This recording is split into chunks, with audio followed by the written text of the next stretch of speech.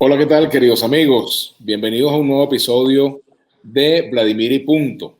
Hoy tenemos como invitado un personaje que ustedes conocen y con quien hemos conversado muchísimas veces, Luis Vicente León, presidente de Data Analysis, a quien le damos la más cordial bienvenida. ¿Cómo estás, Luis Vicente? ¿Cómo te va? Muy bien, siempre un placer conversar contigo. Caramba, Luis Vicente, vamos a comenzar a preguntarte por tu vida personal, tu llegada a Data Analysis, antes de estar en Data Analysis, antes de ser economista. ¿Qué hacía Luis Vicente León? Bueno, mira, la verdad es que ha sido, sobre todo en la primera etapa, muchas cosas, una vida ecléctica. Después se puso concentrada en data análisis por muchos años, pero a ver, yo arranqué realmente porque mantuve toda mi carrera universitaria dando clases de matemáticas y Así, matemática y física. en los Sí, liceos, sí. bueno. Bueno, no, o sea, yo daba clases particulares. Al principio era como mi primer trabajo, la forma de obtener algo de recursos, porque mi familia era una familia de clase media, eh, digamos, durante muchos años, pero en algún momento la cosa se puso compleja y era difícil tener algo de recursos para vivir, tú sabes, un poco más holgado en lo personal, quiero decir, ¿no? Mi casa tenía todo, ¿no? Pero no para poder seguirle el ritmo a mis amigos que tenían un poco más de libertad. Entonces eso me estimuló y empecé a hacer lo que en ese momento, digamos, estaba jovencito, se me daba bien, siempre se me dieron bien las matemáticas. La matemática. Por cierto, pero otra chamba distinta, Luis Vicente, que hayas tenido, qué sé yo, que hayas vendido algún producto, que hayas manejado taxi o que pintabas o pegabas bloques, no sé, algo distinto a lo que eres hoy, hiciste alguna vez en la vida, ¿no? No, mira, hice esas clases de matemáticas durante muchísimo tiempo, pero luego ya de entrada, empezando a estudiar economía, empecé a trabajar en el Departamento de Estudios Económicos de la empresa Mendoza, que en ese momento era como la gran empresa corporativa en Venezuela. Y bueno, ahí además me fui como puliendo con ese tema, digamos, más económico, más de consultoría. Y de ahí sí me fui a una cosa que es un poco para mucha gente como extraño, que no lo saben, pero en aquel momento pasó muchos años y además fue quizás mi introducción con los medios de comunicación. Es que yo fui director ejecutivo de la Cámara Venezolana de la Industria del Vestido y luego presidente de la Cámara del Vestido, CABEDIF.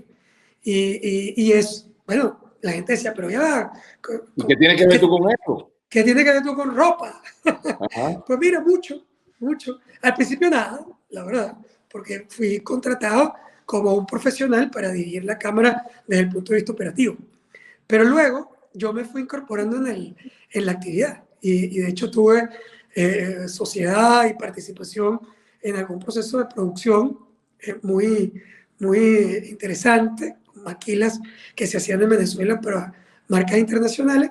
Y luego, cuando ya era presidente de la Cámara, pues también tuve mucha actividad gremial, pero además también representaba no solamente a las grandes fábricas, sino también a los diseñadores. Bueno, teníamos mucha conexión con la Asociación de Diseñadores de Venezuela, con las escuelas de diseño. Entonces fue un sector donde me involucré muchísimo. Ahora, Pero tú eres luego un de tipo ahí pegado a la sí ya moda, pero también, brinqué directamente a data análisis. ahora fíjate, tú eres un tipo apegado a la moda, pero también te gusta el look vintage. Veo que usas cosas muy en esa tónica, ¿no? Bueno, mira, a ver, yo soy, me gusta siempre, quizás por esa misma historia, de haber conocido un poco por dentro el monstruo, siempre como, ¿te gusta? Estoy siempre siguiendo cuáles son las actividades, la nueva producción, más que la última tendencia de moda, eso no es lo que me llama tanto la atención, sino más bien los productos, los tipos de materiales, las telas, etcétera. Es un tema porque como lo viví, acuérdate además que en esa época habían grandes prohibiciones en Venezuela, era la época de los controles, bueno, esas volvieron, Todavía pero, no hemos salido. pero no te vayas a creer que esta es la primera vez que en Venezuela hay controles. Algunos creen que nosotros fuimos abiertos y libres siempre, eso no es verdad. Más bien, si tú chequeas la historia de Venezuela, son muchos más años de control e intervencionismo estatal que de apertura económica, ¿no? Pero bueno, sí, ese proceso por ejemplo, haber negociado compras, adquisiciones, importaciones, te hacen ser un poco más proclive a ese negocio, ¿no? Y sí, sí, a mí me gusta la ropa, me gusta. No es que hago grandes inversiones ni que soy hiper elegante, simplemente me gusta estar pendiente de lo que está ocurriendo en ese sector. Ahora, Luis Vicente, fíjate, ya que tú hablabas de controles, el Estado, ¿hasta dónde tú eres estatista y hasta dónde eres aperturista? Si se puede llamar así a quienes comparten la idea de un mercado abierto. Mira, a ver, si fuera blanco y negro, y afortunadamente en la vida no lo es, y más bien hay que aprender a entender esos matices en todo, no solamente en materia económica, en la vida en general. Si fuera blanco y negro, yo sería mucho más de apertura que de intervención estatal, sin duda. O sea, yo creo, y además, quizás por mi formación económica, la economía es muy contundente. Las experiencias de control e intervencionismo estatal han sido malísimas. Es decir, y están a la luz de todo el mundo. Donde peor ha funcionado los controles estatales, sin duda, es en la economía. Y no hay experiencias de control extremo ni de decisiones estatales que intenten suplantar los estímulos, el estímulo que da el deseo de producir, de ser más eficiente, de crecer, de controlar mercados. Ese deseo empresarial es un driver, como dicen los americanos, insustituible por el Estado. Y la protección, ya sea cambiaria, de precios, de actividad, de distribución, de producción, lo único que termina generando, y esa ha sido la historia de todos los procesos de control a lo largo de la historia, lo que te genera es escasez, ineficiencia y corrupción. Mira, Vicente, una pregunta. ¿Tú has aprendido algo de chino? Bueno, para que tú veas que estuve mucho tiempo ahí. He tenido varias experiencias en China. La primera, ni siquiera en China, la primera en Taiwán, en realidad.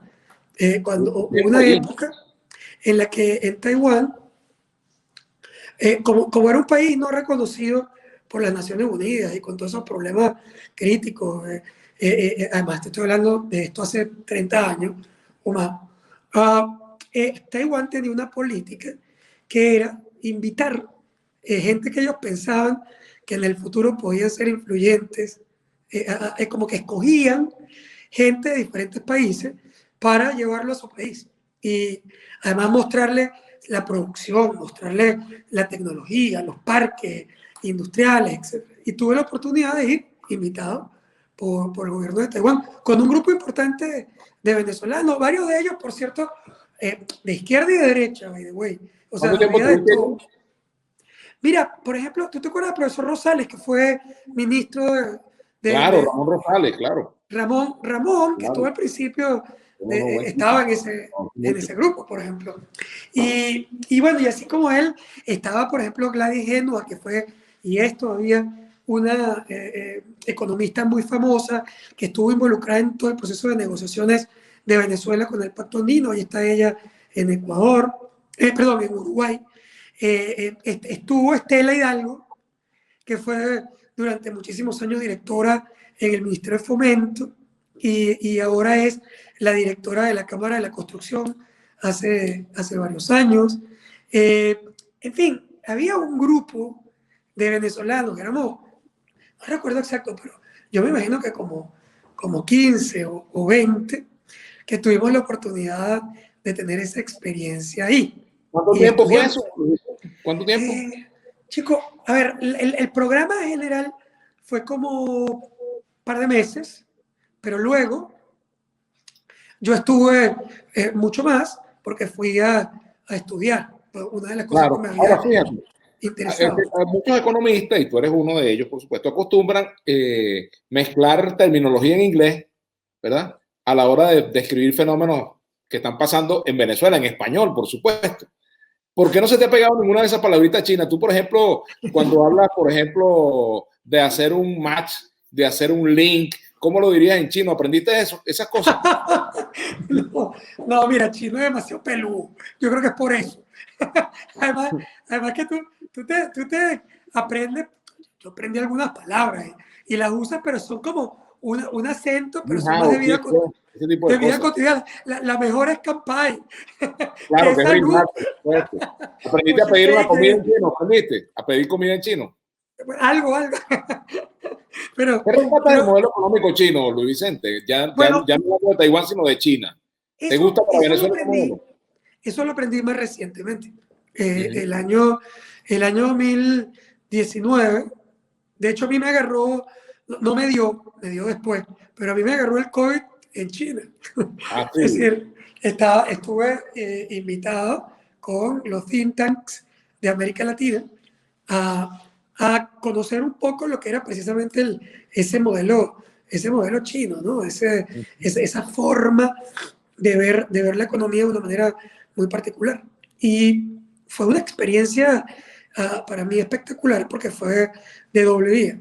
Eh, los think tanks de pensamiento latinoamericano sobre China tienen gente de todo tipo. Tienen los pensadores de izquierda que se sienten identificados con el modelo político chino y tienen los think tanks que estudian la relación entre América Latina y China, pero básicamente para ver el riesgo que eso representa. Y son más bien pensadores de derecha.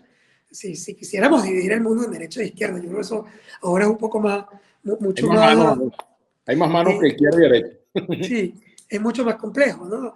Pero bueno, para hacerlo gráfico, había de todo. Y eso me permitió aprender más, incluso diría, de las propias presentaciones que vimos en China.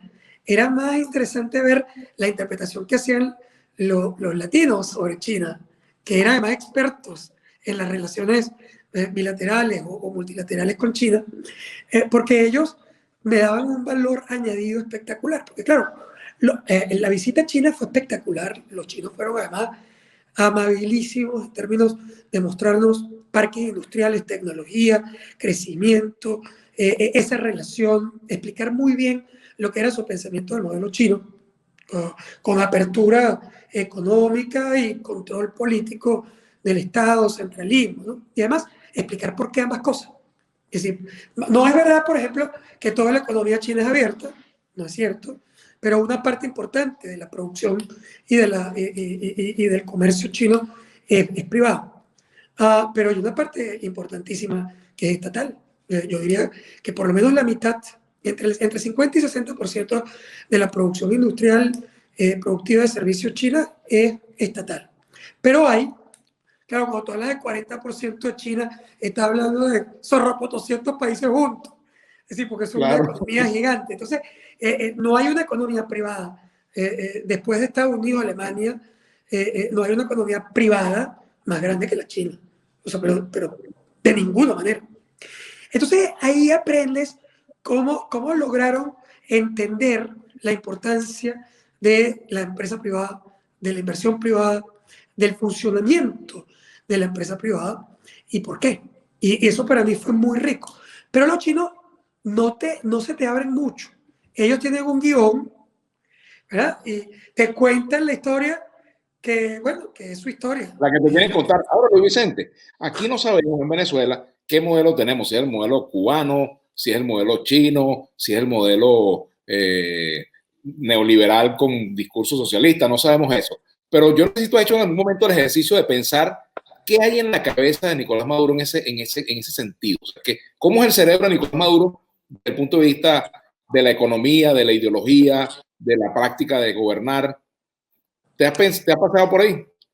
Sí, claro, lo hemos estudiado muchísimo. ¿Qué has visto? Incluso desde Chávez, no solamente desde Maduro, porque esto la gente visualiza lo que estamos viviendo ahorita como un resultado del modelo Maduro. Y la verdad es que es una evolución bastante ineficiente, pero es una evolución de lo que arranca en efecto Chávez.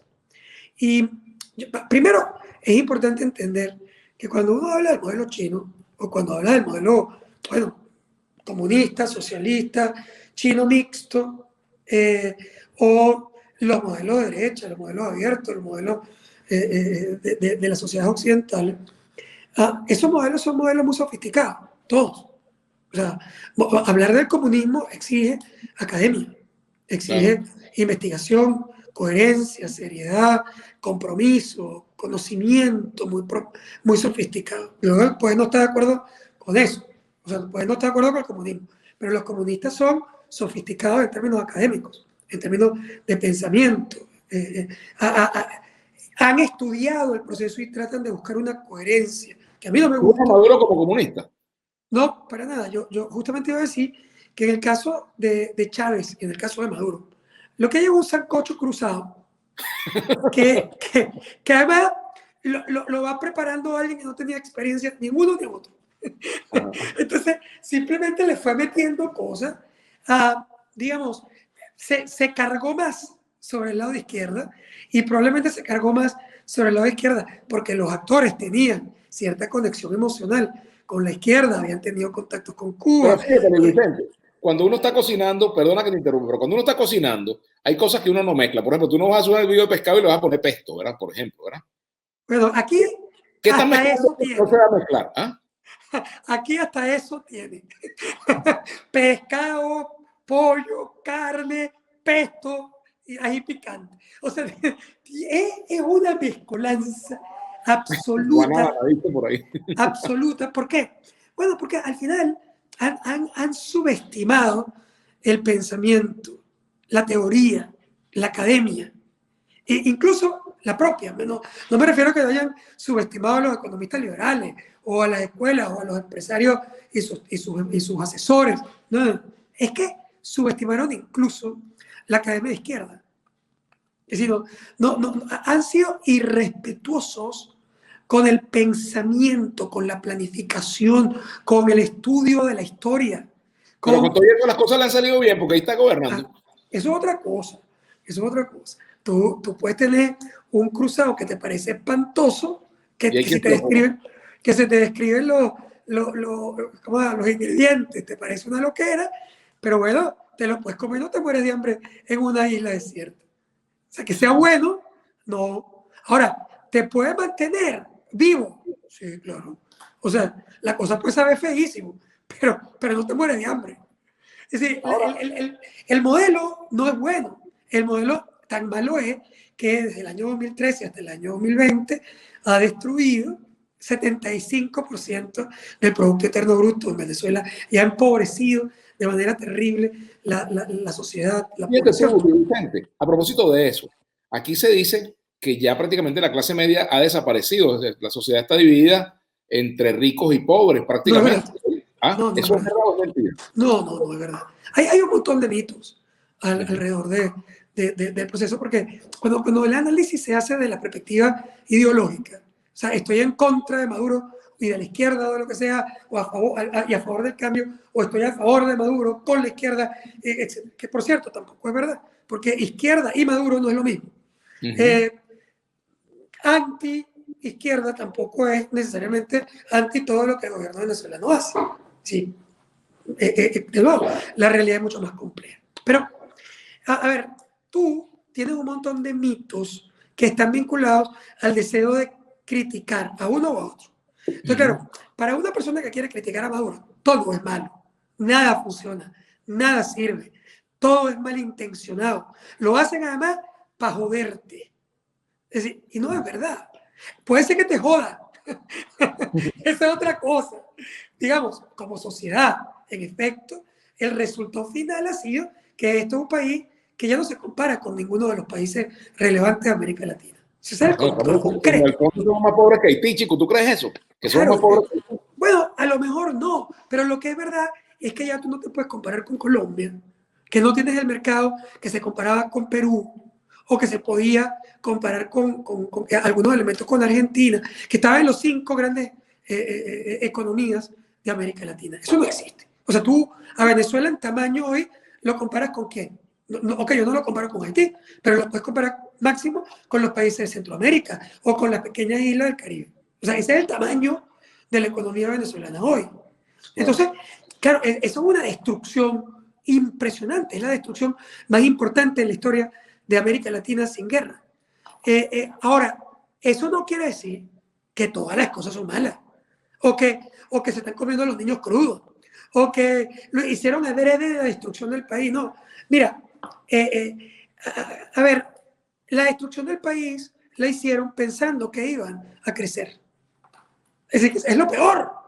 O sea, porque al final es verdad que ellos sí sabían qué querían hacer en la política y lo hicieron. Han sido infinitamente más eficientes en el control político. Buscaban un control férreo, el enraizado de esa revolución. ¿Lo lograron? Sí. Ahí el gobierno revolucionario ha sido hiper eficiente en el control político del país. Tanto que hoy sus adversarios no representan una amenaza creíble para él. Es decir, hoy no hay. La amenaza creíble podría ser Estados Unidos, y la verdad es que lo que Estados Unidos está dispuesto a hacer no llega hasta el punto en que realmente la amenaza es su estabilidad interna. Por lo tanto, Maduro, o sea, que Nicolás duerme más tranquilo hoy. Nicolás Maduro duerme más tranquilo hoy que lo que dormido. ¿Ah? Sin duda, sin duda. Ahora, que habrá algunas pesadillas. Por ejemplo, la pesadilla que puede tener Maduro no tiene que ver con... o sea, él no deja de dormir porque le tiene miedo a Guaidó. Él no deja de dormir porque le tiene miedo a María Corina, o a Enrique, o a Leopoldo, o a Henry Ramos. Ese no es. ¿Tú lo ves como un tipo bien intencionado o mal intencionado? A ver, vamos a verlo de esta perspectiva. Es decir, yo no creo que la revolución venezolana vino deliberadamente para destruir el país. Lo que creo es que ellos pensaron que ese menjurje que habían creado, una mezcla social, como todo eso revuelto, iba a generar una mejora. Claro, con ellos en poder. Lo que sí tenían era una gana de mantener el poder permanentemente, eso sí estaba claro, y de concentrar el poder y de hacer lo que les diera la gana, y de destruir a cualquiera que se les pare por el frente. Eso sí estaba claro desde el día número 1. Pero que ellos venían a destruir el país, no. Ellos tenían la intención de controlar el país y de generar un proceso económico diferente que teóricamente iba a mejorar la vida de la población. Lo que pasa es que... ¿Tú creyó, Luis Vicente, que en ese reencuentro con Fede Cámara, ¿no? Veía a Jorge Rodríguez reunido con Fede Cámara, con Secomercio, contó con la presencia en su asamblea, la presencia de la vicepresidenta? Caramba, hay una nueva relación después de casi 20 años del Carmonazo. Pero resulta que ahora Maduro dice que Fede Cámara sigue conspirando. ¿Eso lo dice para provocar, para dividir, para meter miedo, o porque efectivamente lo cree y va a forzar de nuevo la confrontación con Fede Cámara, o ya no necesita Fede Cámara? Porque mira, el gobierno venezolano no es un gobierno que está realmente dispuesto a la negociación de ningún tipo. Es un gobierno concentrador de poder político, económico, social. ¿Cuándo negocia? Cuando siente que le hace falta. Claro, vos, que yo no estoy, aquí ni siquiera lo estoy criticando, estoy describiendo. Es decir, en el sistema político nadie quiere negociar lo que tiene, a menos que el resultado de la negociación sea mejor que lo que tiene. O sea, ¿por qué tú negocias? Tú negocias porque estás buscando algo mejor. Entonces, si él no consigue algo mejor en la negociación, no va a negociar. La técnica básica de la negociación es buscar el poder que presione a tu adversario a negociar contigo para resolver un problema. Y como del otro lado no ha habido la capacidad para presionarlo, él simplemente cuando ofrece algo, cuando él ofreció Fede Cámara cuando tenía un momentum crítico donde probablemente necesitaba resolver el tema de las vacunas, porque tiene problemas. Yo te decía, duerme tranquilo. No será la oposición convencional la que le quita el sueño, pero se la quita, por ejemplo, la unidad del sector militar. Se la quita lo que puede ser el futuro si él pierde el poder, porque los costos de salida de Maduro son gigantes a futuro. ¿Por qué? Porque en la nueva autocracia es completamente distinto que en el pasado, donde los autócratas o los concentradores de poder básicamente salían y se iban por un exilio dorado en cualquier lado y no pasaba nada. Hoy, en una economía globalizada, la mayoría de los actores de derecha y de izquierda que han salido del poder, incluso negociando, han terminado malísimo. Arranca, por ejemplo, por Pinochet, que fue a la salida nada más y nada menos que el ministro de Defensa de Patricio Aylwin y general en jefe del ejército chileno, y luego senador vitalicio. ¿Y cómo terminó? Preso. O sea además, Nicolás Maduro no va a ceder el poder fácilmente, ni siquiera por un arreglo. O sea, ahí está el tema. Mientras tú no logras reducir el costo de salida, entonces lo que ocurre es que terminan convirtiéndose en kamikazes, que para sacarlos se baten a muerte, porque no tiene sentido, porque entregarte por negociación algo, para ellos significa también la destrucción, para ellos, para sus grupos, etc. Entonces, eso te obliga a una cosa que la gente le levanta, o sea, se eriza cuando uno lo dice, que para poder resolver el problema tú vas a tener que buscar procesos de negociación. Sí, pero no es la negociación que he visto hasta ahora. O sea, vas a tener que ceder de parte y parte. El tema es que para que tú llegues a una negociación, Maduro tiene que tener también la presión de la negociación. Y eso hoy no ocurre. Es decir, no hay en la mesa alguien que amenace a Maduro lo suficiente para que esté dispuesto a negociar. Entonces, lo que vimos con Fede Cámaras, lo hemos visto antes 20 veces, lo vimos con la oposición, lo hemos visto con la comunidad internacional. O sea, ellos siempre han dicho que están dispuestos a la negociación. Y cuando se acerca a algo, o cuando ves que controlas, le da una pata a la mesa y vuelve a mostrar lo que él quiere mostrar en este momento. ¿Qué quiere mostrar Maduro cuando ataca a Fede Cámaras? Preguntabas. ¿Sabes qué quiere mostrar? Que cuando él pagó el COVAX, y ya lo pagó, y no necesitó para pagarlo la aprobación de sus adversarios, ni la negociación ni la autorización de la oposición, ni necesitó más nada, sino pagar. No necesitó acuerdos con el sector privado. Pero acá, Luis Vicente, explícame algo. Eso que él dijo de que había logrado conseguir unos recursos que estaban bloqueados, eso es viable. ¿Sí? ¿Pero con quién? ¿Con qué recursos? Es cierto. ¿Por qué? Porque, a ver, yo entiendo que esto es un tema muy espinoso, pero cuando tú congelas unos bienes, que es lo que ocurrió, los bienes de Venezuela en el exterior están congelados para el gobierno de Maduro.